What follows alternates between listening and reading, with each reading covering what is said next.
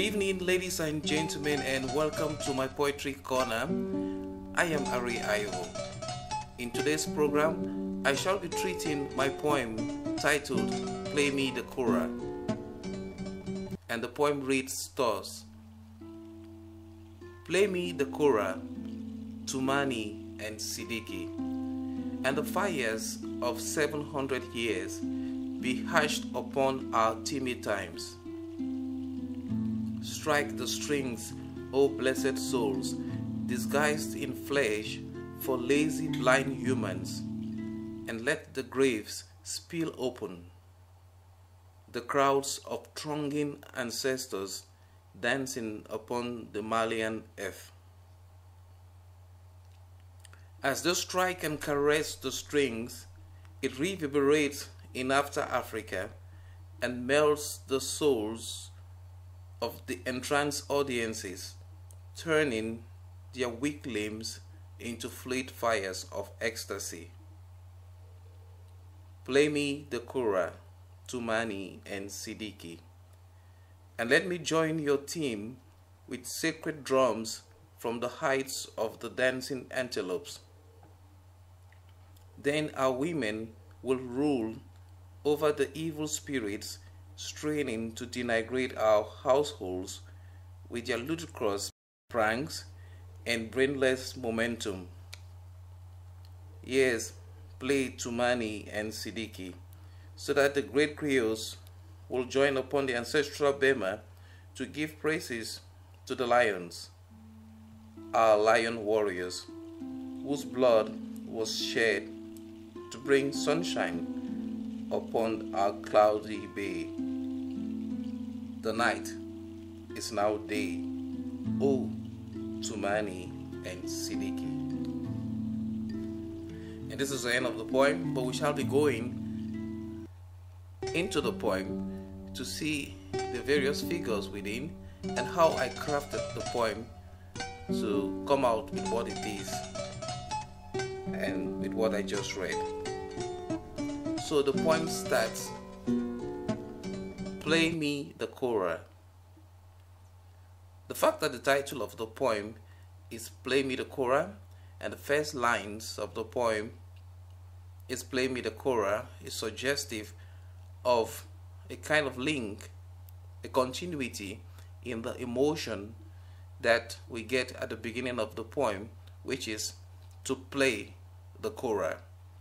And the Kora is a musical stringed traditional African instrument, and therefore if there is an alliteration with the title and the first line, it therefore means the sound which is produced by the stringed instrument is stringing with the emotions that are being raised in the poetry at the very beginning of the work. So it goes: Play me the Kora, Toumani and Sidiki. Toumani and Sidiki are the musicians who are playing the Kora. And the poet goes on to say, and the fires of 700 years be hushed upon our timid times. There is a very strong sense of history and antiquity with the word 700 years, the fires of 700 years. It is an attempt to give an age to this musical tradition and also the inspiration that comes with it. And it is said that when the Kora is being played, the fires of 700 years will be hushed upon our timid times. Therefore, the stringed instrument is also metaphorical in that it can transcend time. It can go back in time 700 years to bring back the memories and the experiences of that time, and this is going to hatch upon our timid times. The word hatched is also a metaphor, as we know that when eggs hatch, they bring forth new life, and therefore it means that the instrument that is being played by Toumani and Sidiki is capable of hatching new life or new happiness upon our timid times. Our times, which is contemporary times, is described as timid, weak. It order to heighten the strength of the ancient instrument and the epoch with which it was created. Then the next lines go, strike the strings, O blessed souls, disguised in flesh for lazy blind humans, and let the graves peel open. And so we see now that there's a confirmation of this hatching by the words, strike the strings, O blessed souls. We now have confirmation that these people who are capable of playing this kind of music in our time are not normal. So they are blessed souls that are disguised in flesh for lazy blind humans. If they were to appear in their true form, which is spiritual, or the souls they are, we probably would not have recognized them, or maybe we should have been frightened. Therefore, they have been dressed in flesh for lazy blind humans to see. Humans who do not want to transcend, like with the music, or transcend with their thoughts, are being driven now to see via these souls dressed as humans. And let the graves peel open, the opening of the graves. We have an impression of exorcism and transcendence, and we have also the 700 years, which tallies now with this emotion that is being called upon. And the intention is that the crowd of thronging ancestors will come to dance upon the Malian Earth. We now have geography and the place where we think this musical tradition is very pregnant, which is Mali. So the poetry evolves with the next line, as they strike and caress the strings, it reverberates in after Africa and melts the souls of entranced audiences, turning their weak limbs into fluid fires of ecstasy. As they strike and caress the strings, we have an impression that the movements of the artists are being reported in detail.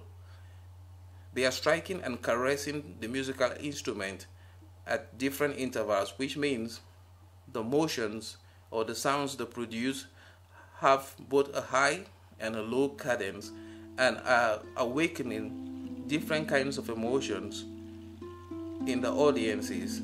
Hence, it is touching different people at different levels and with different levels of innovation and inspiration and spiritual touch. And they say it's going to cause the sound to reverberate in After Africa. After Africa is where African ancestors go after this life, and famously used in Ali Manzouri's book, The Trial of Christopher Okigbo, which is in most African mythologies, as most Africans venerate their ancestors. In Ghanaian mythology, you have Samansi, and also Greco-Roman mythology, where Caro is supposed to carry a dead soul, a dead man's spirit, across the river Styx with a sword to Cerberus, the three-headed dog believed to guard the gate of hell. So there is a real movement of forces and energy here. So the music played by Toumani and Sidiki is capable of reaching After Africa. It is a hyperbole, but the hyperbole is enhanced with another hyperbole because it says that it's capable of melting the souls of the entranced audiences, and it turns their weak limbs, their limbs which are already weak, are being turned into fluid fires of ecstasy.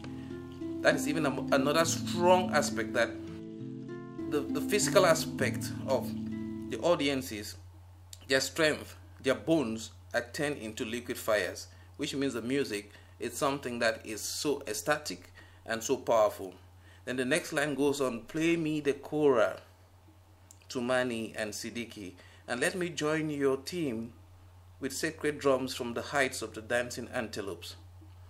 And the continuous use of play me the Kora within the poem is suggestive of an alliteration of the emotions at the beginning of the poem with the title and the first line, and it's also saying that this emotion is still running right down to where we are in the poetry. And it's also trying to remind us that all this music and all these sensations we are getting is because of the genius of Toumani and Sidiki. So Toumani and Sidiki are also an alliteration within the work. And now the poet wants to partake in this wonderful experience, and he says in the next line, "And let me join your team with sacred drums from the heights of the dancing antelopes." He wants to partake with drums, but not any kind of drum or drums, but drums from the heights of the dancing antelopes. Antelopes that dance, antelopes that can produce drums from their height which can match the level of music played by the strings of Toumani and Sidiki, or the transcendent strings beyond our timid times. Then our women will rule over the evil spirits straining to denigrate our households with their ludicrous pranks and brainless momentum. So he's saying that this music is capable of keeping the women into understanding and to maintaining certain traditional aspects of this place, of Mali, of this Malian Earth, and is capable of preventing women to be detracted by detractors to follow things that are not good or aspects that will make them to lose the understanding and the beauty in the strings that are being produced by Toumani and Sidiki. So it says, then our women will rule over the evil spirits. The women will not be convinced to leave this dancing, this musical enjoyment by those who are straining to denigrate their households with their ludicrous pranks. And this is almost like an attack that leave them to enjoy their music, leave them to be part and parcel of the whole momentum that has led to the opening of the graves, and also that has led the fluid fires of ecstasy to bewitch the thronging masses. And he says that the women will not be convinced by the brainless momentum of those who are trying to detract them. So he now continues, yes, play Toumani and Sidiki, so that the great griots will join upon the ancestral bema to give praises to the lions, our lion warriors, whose blood was shed to bring sunshine upon our cloudy bay. So we now see that this music is also an ode, in that if Toumani and Sidiki will play, the great griots will also come and join, like the poet, to give praises to the lions, warriors that are now described as lions who fought for Mali and whose blood was shed to bring sunshine, which is a metaphor for light, upon our cloudy bay, which is a form of darkness.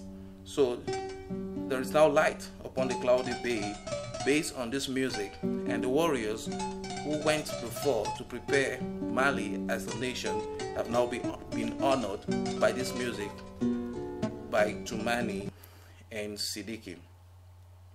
Then the next two lines of the poem that are conclusive are also very interesting. It says, the night is now day, O Toumani and Sidiki. We have an impression of consummation, of an absolute happiness in the part of the poet.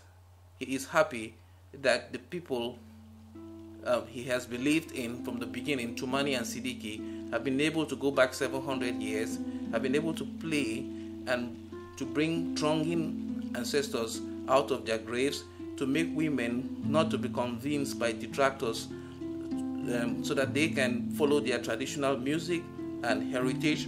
It has been able to bring sunshine upon the cloudy bays, and so the night is now day. It therefore means now there is light upon the Malian Earth. And with this level of satisfaction, the poem ends, "Oh, Toumani and Sidiki." It is some form of the closing of the stage blinds with the satisfaction that Toumani and Sidiki did join in their call of bringing sunshine upon the cloudy bay.